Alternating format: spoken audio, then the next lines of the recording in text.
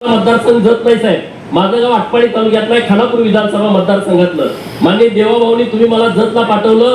जतच्या मायबाप जनतेने मला 40,000च्या फरकाने मला निवडून दिलंय आणि मी त्या प्रचारामध्ये हाच मुद्दा घेतला की आमचा राजकीय विरोधक कोणी नाही. विशालदादा बरोबर ना? विशालदादा मला ठोकत होते पण मी काहीच बोललो नाही. मी म्हटलं की माझा राजकीय शत्रू कोणीच नाही. माझा नंबर 1 चा शत्रू आहे इथला दुष्काळ, नंबर 2 चा शत्रू आहे इथल्या माझ्या ताईच्या हातातला उसाचा कोयता आणि नंबर 3 चा शत्रू आहे इथली बेरोजगारी. आता 2 विषय तुमच्या हातामध्ये आहेत. दुष्काळाचा भूतकाळ तुम्ही आणि देवाभाऊ करू शकता. ही क्षमता, ही ताकद, ही भावना तुमच्यामध्ये आहे.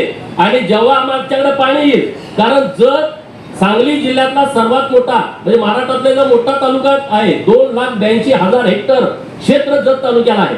आमच्या पृथ्वीराज बाबांनी पलूस तालुका जेव्हा निर्माण केला, पलूस तालुक्याचं क्षेत्र आहे 38,000 हेक्टर फक्त.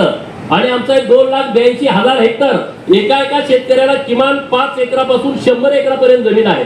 ज्या दिवशी तुम्ही पाणी जत तालुक्यात सोडाल, एक पण आमची ताई हातात कोयता घेणार नाही.